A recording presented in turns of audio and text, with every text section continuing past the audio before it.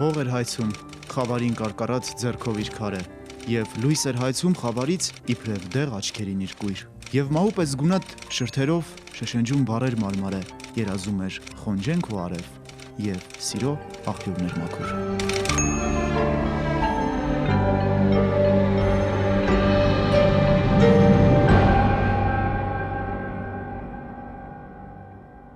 Սիամանթոն Ատոմ Յարջանյանը ծնվել է 1878 թվականին Արևմտահայաստանի Ակն քաղաքում։ Հայրենի ճգնաղ բնության մեջ եփրատի ջրերի շարաչին ունկնդիր անցել է ապագա բանաստեղծի մանկությունը։ Հետագայում կոտորածի տարիներին բանաստեղծը տանջագին կարոտով է վերապրել հայրենի բնության հմայքները։ Աստղածորան գիշերները, երբ երթիկներու սպիտակ կատարեն ունկնդրել է ահեղավազ եփրատին։ Ահավասիկ բնությունը, ուր ես օրմը ծնա, ահավասիկ եփրատին ձայնը, պարմանիմը երասկոտ ափերուտ վրա թափարուն, հույսով զեղուն, արևով խենթ և անուրջներով երջանիկ։ Սիամանթոն, որ ծնվել էր քնարերգակ լինելու համար, ճակատագրի բերումով դարձավ տառապանքի երգիչ։ Ապագա բանաստեղծը նախնական կրթությունն ստացել է տեղի վարժարանում,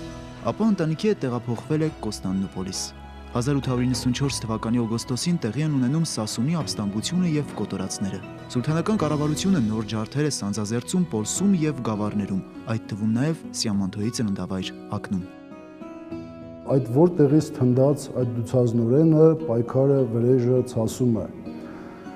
Ի տարբերություն, չեմ վախենում ասել, մեր ժամանակների, այդ ժամանակներում գրականությունը իր նյութը, իր սնունդը քաղում էր իրականությունից, առօրյայից, դատարկ տեղը, պարապ տեղը վստահաբար վրեժ ու ցասում չէր ծնվելու։ Սիամանթոն հարկադրված ընդհատում է ուսումը Պերպերյան վարժարանի վերջին դասարանում և թողնելով սուլթանների արյունոտ մայրաքաղաքը ապաստան է գտնում Կահիրեում։ Այնուհետև մեկնում է Ժնև ուսանելու։ Մի քանի ամիս Ժնևի քոլեջում սովորելուց հետո տեղափոխվում է Փարիզ և ընդունվում Սորբոնի համալսարանը։ Սիամանթոյի ստեղծագործական տաղանդը դրսևորվեց օտարության մեջ, բայց հայրենիքի ներշնչանքով լեցուն։ Դուցազնորեն գրքի մի քանի բանաստեղծություններում, ընդամենը 5-6 բանաստեղծություն է, նա արթնացրեց, այս անգամ արդեն Դանիել Վարուժանի խոսքը պիտի հիշեմ, ժամանակի թմրած քնած ողջերին։ Այն ժամանակներում, երբ որ Համիդյան բռնապետությունը սպանել էր մինչև անգամ հույսի մնացորդները, Սիամանթոն իր կյանքի, իր գրական ճանապարհը սկսեց հույսի ճամփան բանաստեղծությամբ։ Ժողովրդի անլուր տառապանքների արտահայտությունն իր արտացոլումը գտավ Սիամանթոյի ստեղծագործություններում։ Հոգիս ան է, որ բյուրավոր անգամ ձեր ամենուն ցավն ապրեցավ։ Տարիներով ու խավարներով ձեր մահացու ցավն իմ կարմիր ցավս եղավ, ու տառապանքիս տիեզերքին մեջ ձեր արցունքն իբրև անձրև հոգիս վրա կտեղար։ Ձեր հեծեծանքներն մահվան հովերում պես մենավորի լուսամուտիս փեղկերը կոտրելու եկան։ Օտարության մեջ շատ ծանր է եղել երիտասարդ բանաստեղծի կյանքը։ Նյութական զրկանքները, հարազատների և հողի կարոտը, երկրից եկած սարսափելի լուրերը կսկիծի կնիք են դնում զգայուն հոգու վրա, որոշելով նրա գրական հետագա ուղին։ Թերևս այն բացառիկ գրական խոշոր երևույթներից է, որ երբևէ չշեղվեց իր թեմայից, մենք նրա բոլոր ժողովածուներում տեսնում ենք բացարձակապես մեկ թեմա։ Սիամանթոն մեծ հայրենասեր է։ Սիամանթոն եթե պաշտում է իր հայրենիքը, եթե երկրպագում է, այն հերոսներին է երկրպագում, ովքեր զենք վերցրեցին հանուն ժողովրդի ազատության, անկախության, եթե ողբում է իր զոհերին, 100,000-ավոր իր ժողովրդի զավակներին։ Եվ մաքրաթև երազիս հետ մինակ էի, հովիտներուն մեջ հայրենի։ Քայլեր սեին թեթև, ինչպես քայլերը խարտիշագեղ եղնիկին, և զվարթությամբ կվազեի, կապույտեն և օրերեն բոլորովին դինով, աչքերս ոսկիով ու հույսով, և հոգիս աստվածներով լեցուն։ Արյուն է, որ կտեսնեմ, գրում է բանաստեղծը։ Սիամանթոն պատկերում է չարչարանքի երազներ, ավերումի գիշերներ, մահվան և կոտորածի ցնցող տեսիլներ, դառնալով հայկական ողբերգության ամենազգայուն երգիչը։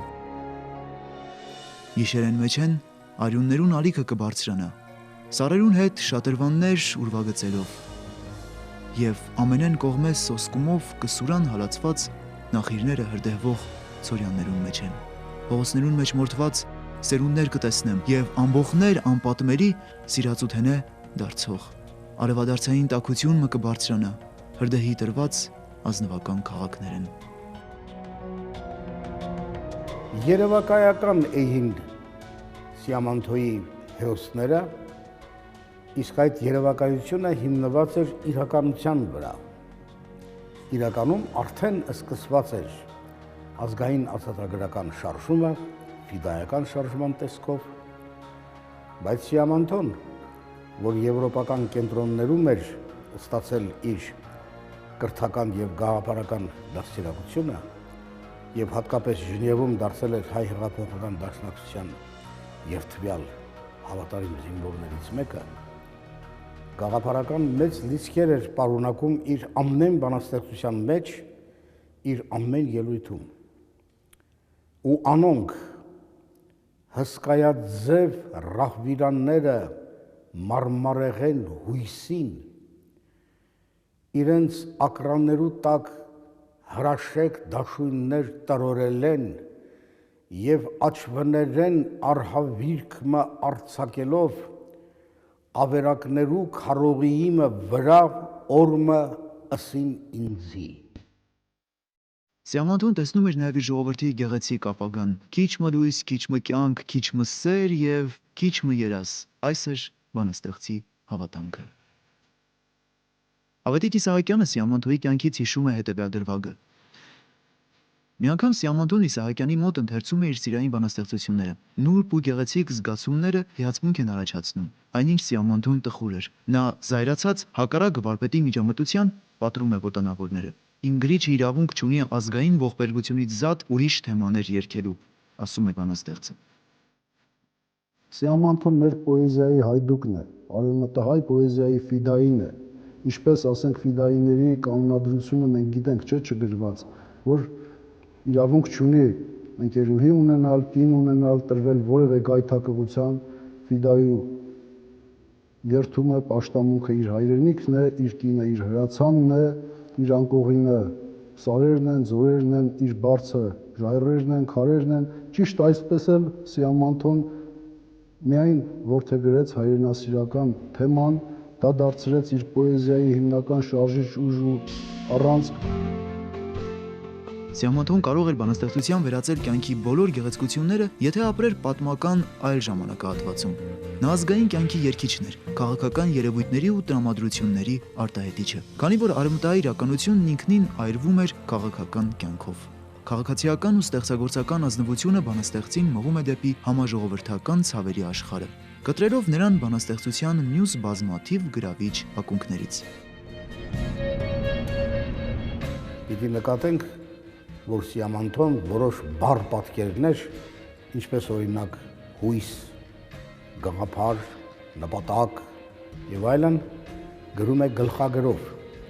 նրանց մեջ ներդնելով իրեն հասկանալի ժամանակակից բովանդակություն։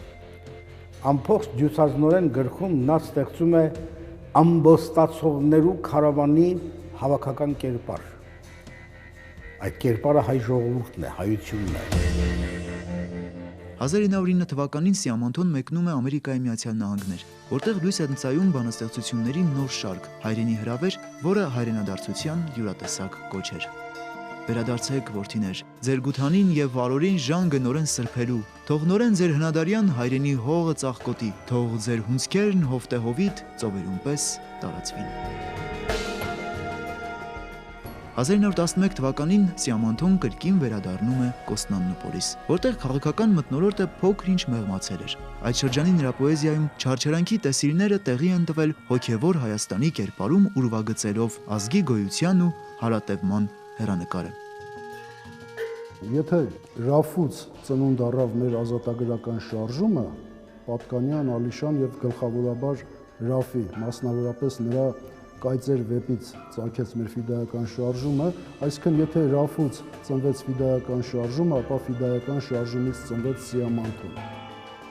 1913 թվականին Սիամանթոն եղավ Կովկասում։ ջերմ ընդունելության արժանանալով հայ գրողների եւ մտավորականների կողմից։ Ոգևորված բանաստեղծն ապրում է նոր ստեղծագործական կյանք։ Դանիել Վարուժանը Սիամանթոյի մասին ասել է. Յարջանյան քնար չունի,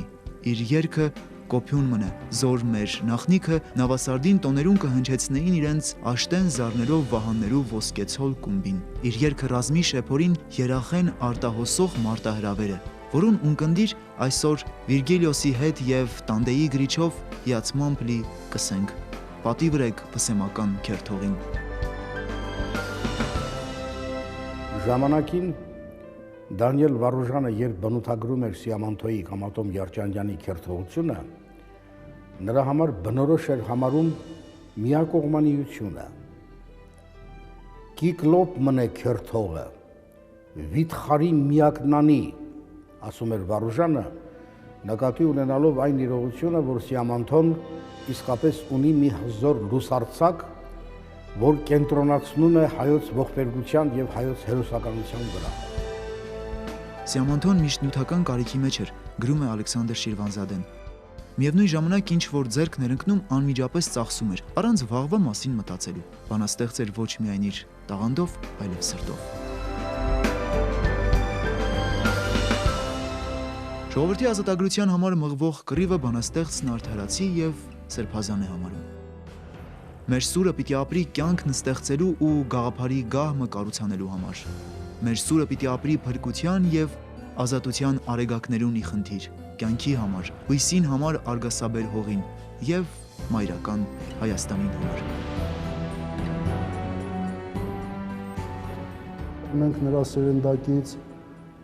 բանաստեղծի Ռուբեն Սևակի կամ բժիշկ Չիլինկիրյանի, Ռուբեն Չիլինկիրյանի վկայությունը, որ Շվեյցարիայում արդեն անվանի բժիշկ էր, համբավավոր բժիշկ էր, ահա ինչ է նկարագրում իր մի բացառիկ հուշում Ռուբեն Սևակը, երբ ասում է թոքախտավորների այդ խմբին գնացքը տանում էր դեպի Ալպեր, դա կարծես մի դանդաղընթաց դագաղ լիներ, որ դա դարի հիվանդությունն էր, նորից եմ կրկնում, շատ-շատերը զոհ էին գնում այդ հիվանդությանը եւ Սիամանթոն էլ նրանց շարքերում նա նույնպես թոքախտավոր էր եւ այն ծայրագույն հիվանդության ծայրագույն զարգացման աստիճանին, այն աստիճան, որ ասում եմ մի աղմուկ լսվեց վագոնում եւ Սիամանթոն գլուխը պատուհանից հանած իր թոքերի մնացորդներն էր որպես արյուն թքում սպիտակ ձյան վրա,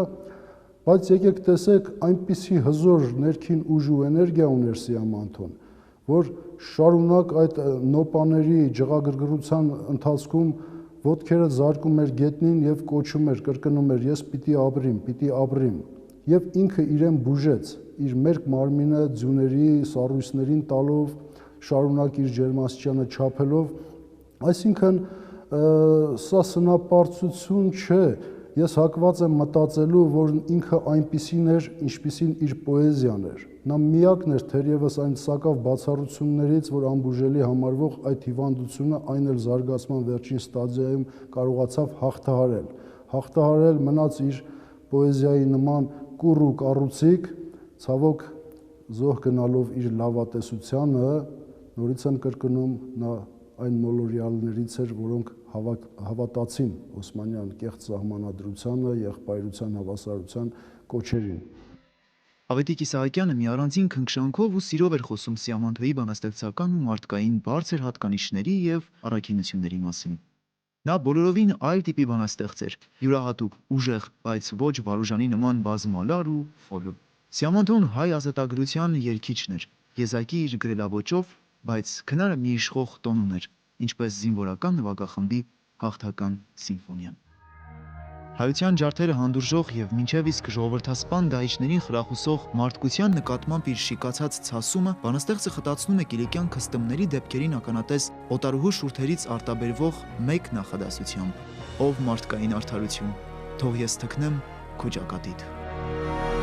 Մենք տեսնում ենք Սիամանթոյի ստեղծագործության մեջ մի կողմում ողբերգության եւ ցավի աղաղակի պատկերում, բայց մյուս կողմում հույսի եւ հերոսականության դրսևորում։ Այս պատճառով էլ նա առաջիններից մեկն էր արևմտահայ քերթողության մեջ Բեշիկ Թասլյանից հետո, որ կերտեց հերոս ազատամարտիկի կերպար։ Սիամանթոն Կովկասից բուժման նպատակով մեկնում է Շվեյցարիա։ 1914 թվականի մարտի 20-ին Ժնևից նա գրում է ողջույնի բացիկ Հովհաննես Թումանյանին։ Քիչ մուշ, բայց կխնդրեմ, որ ընդունեք իմ լավագույն հիշատակներս եւ բարևեք իմ կողմեն ձեր հարգելի տիկնոջը եւ բոլոր զավակները։ Սիամանթոյի գրական փառքն արդեն լայնորեն տարածվել էր։ Նա դարձել էր ճանաչված ու սիրված անուն ամբողջ հայության համար։ 1914 թվականի մարտի 1-ին Ռուբեն Սևակը մի երկտողով Սիամանթոյին թախանձագին խնդրում է Ժնևից մեկնել Լոզան, հանդիպելու տեղի հայության հետ։ Իտալական Պադուա քաղաքից դոկտոր Բազարչյանը հետաքրքրված էր Սիամանթոյի ստեղծագործությունների անգլերեն թարգմանությամբ եւ ծրագրում էր նրա բանաստեղծությունները ներկայացնել Նոբելյան մրցանակի։ Իհարկե Սիամանթոն ջուցածնորենից հետո, որի վերջին բանաստեղծության մեջ հանգրվանը եւ վաղորդայնը ընդգծում է մի պատկեր, թե այդ ըմբոստացողներու քարավանը անցավ պատմական հայրենիքի բոլոր ճանապարհներով եւ եկավ Արարատյան դաշտ ու հավիտենական մասիսների արչև խոնար ծուներ իջավ։ Այստեղ տեսնելով ոսկյա որանները նվիրական Ցորյանին, այստեղ տեսնելով իր ապագայի բոլոր հիմքերն ու հույսերը։ Սիամանթոն զգացմունքներ ուներ նշանավոր մտավորական Ռեթեոս Պերպերյանի դստեր, Մանիկ Պերպերյանի նկատմամբ։ Պատանեկան անկեղծությամբ սիրում էր այդ աղջկան, ով երգչուհի էր, նաև գրում էր բանաստեղծություններ։ Զգացումները փոխադարձ էին։ Իսահակյանը Պոլսում անցկացրած օրերին նկատել էր Սիամանթոյի սերը Մանիկի նկատմամբ։ Նամակներից մեկում Իսահակյանը Սիամանթոյին գրում է. «Դու ինչ վիճակի մեջ ես։ Սկսեցիր Սիմոնի մասին գրելիքը գրել, իսկ Մանիկի հետ ինչ հոգեկան աստիճանի վրա ես։ Նամակներ կգրե, հաշտեք, ինչ կա, ինչպես է նրա առողջությունը»։ Մտածողության եւ հույսից քաղցրությանը հետ մենակ էի այդիրիկուն եւ փրկության ու տառապանքին նժարովը հայրենիքին բախտը կկշռեի։ Երբ գիշերվա սարսափին մեջ են հերակա տանս դուրը ուժգնապես բախեցան։ Ներս մտավ, երիտասարդ էր, աչվներուն կայծը երկնքի աստղերեն էր, որ կծորեր, հասակին ձևերը մարմարներու զորություններեն էր կերտված, իր ծանրախող գլուխը սքավոր կիսաստվածիմը արյունոց սրտին կնմաներ։ Ակամը հիշեցնում է մեզ հենց այսօր Արցախյան ազատամարտի նահատակ հերոսներին։ Նրանք, ովքեր թաղված են Եռաբլուրում, կամ նրանք, ովքեր այսօր մեր հայրենիքի սահմանները պաշտպանելու խնդրում չեն զրանում իրենց մատաղ կյանքը զոհաբերել։ Մենակ էի այդիրիկուն եւ փրկության ու տառապանքին նժարովը հայրենիքին բախտը կկշռեի։ 1914 թվականի սեպտեմբերին պատասխանելով միշտ անձնվեր ու ազնիվ դոկտոր Բազարչյանի նամակին Սիամանթոն գրում է. «Բովանդակ ծաղիկ հայ երիտասարդությանը կերան բորենիները, զինվոր տարին, ահավոր խուճապ, դեպի մահ, դեպի ստույգ մահ»։ Այս տագնապալի օրերին բանաստեղծը հեշտությամբ կարող էր ազատվել մահից, բայց մյուս նշանավոր մտավորականների ու գրողների հետ միասին մնաց իր ժողովրդի կողքին։ 1915 թվականին նա գտնվում էր այն խմբի մեջ, որին Անկարա քաղաքից ոչ հեռու մի ձորում թուրք խուժանները տանջեցին վայրենաբար, զենքով, բրիչներով, քարերով, կացիններով։ Պատմում են, որ մյուս օրը թուրք բաշիբոզուկները Անկարայի փողոցներում շրջում էին հայ մտավորականների եվրոպական տարազներով։ Եվ Սիամանթոն, եւ նրա հզոր ժամանակակից Դանիել Վարուժանը, եւ Ռուբեն Սևակը, ինչ որտեղ նաեւ նրանց գործը որոշ ստեղծագործություններում շարունակած Համաստեղը, Կոստան Զարյանը, երբ որ հաճախ տուրք էին տալիս հեթանոս աստվածներին, հունական դիցաբանությանը եւ այլն, այդ աստղիկների, Անահիտների, Վահագնի, Արամազդի, Զևսի եւ այլ այդ ամենի մեջ առաջին հերթին պետք է փնտրել ոչ թե անցած գնացած աստվածներին հունական դիցաբանության կամ հայկական դիցաբանության, առաջին հերթին պետք է մենք տեսնենք 20-րդ դարավերջի հայոց աստվածներին կամ էրգրի աստվածներին, ինչպես ասում ենք, Անդրանիկին, Սերոփին, Հրայրին, Չավուշին, մյուսներին, ովքեր իրենց հերոսական, անհավանական պայքարով ծնունդ տվեցին, ազդակ դարձան այս հզոր պոեզիային։ Ժամանակակիցները Սիամանթոյի ընտանիքը մոտիկից ճանաչելով հուզիչ հուշեր են թողել բանաստեղծի մոր մասին։ Աշակ Չոպանյանը հիշում է. այս ծերունազարդ պարզունակ կինը ազնիվ հայուհի ու մանավանդ հայ մոր մտատիպար մներ, որ ուներ մեր ժողովրդի բոլոր հատկությունները, առանց անոր որևէ թերություն ունենալու, որ ազգած կինը երկար ժամանակ չէր հավատում որդու կորստյանը, տարիներով սպասում էր սիրելի ատոմի վերադարձին։ Պատմում են, որ շատ տարիներ հետո ծանր հոգեվարքի պահին մայրը հարցնում էր որդու մասին, կարծելով, որ կորած որդին վերադարձել է ու սպասում է մյուս սենյակում։ Ով կա արդյոք ներսի սենյակում, անընդհատ հարցնում էր մայրը, եւ այդ խոսքն էլ կիսատ տալիս հոգին։ Սիամանթոն Ատոմ Երջանյանը 1915 թվականի Եղեռնի զոհերից մեկն է, մեծ զոհերից մեկը, որովհետև Սիամանթոն, Վարուժանը, Ռուբեն Սևակը, Գրիգոր Զոհրաբը, Թլկատինցին, Մշով Գեղամը կամ Գեղամտեր Կարապետյանը, Ռուբեն Զարդարյանը եւ ուրիշ հայ նշանավոր գրողներ, որոնք դարձան Եղեռնի զոհ, նրանք իսկապես նախապատրաստված էին ստեղծագործական մեծ թռիչքների, ինչպես Դանիել Վարուժանն էր ասում, մենք զավակներդ օգոստափառ պիտի կերտենք նոր արշալույս, բայց այդ նոր արշալույսի փոխարեն մենք ունեցանք այդ մեծ նահատակների ցավալի եւ անդառնալի կորուստը։ Սիամանթոյի ստեղծագործությունն ազգային եւ միևնույն ժամանակ համամարտկային արժեք է։ Նա մեծ տաղանդով երգել է ոչնչացող փոքրիկ ժողովրդի ողբերգությունը, ատելություն տածելով ամեն տեսակ բռնության նկատմամբ։ Այսօր էլ Սիամանթոն ապրում է սերունդների հետ, իր հայրենիքի հետ։ Սերունդներ կան իմաստության ծարավի, ուղեղներ կան երիտասարդ սերմնացանին սպասող։ Քաղաքներ կան, որ կհեծեն ավերին տակահարկու եւ հողը կա դեռ հղի պերճանքներով բեռնավոր, թաքուն հույսի եւ հուրերի շտեմարան։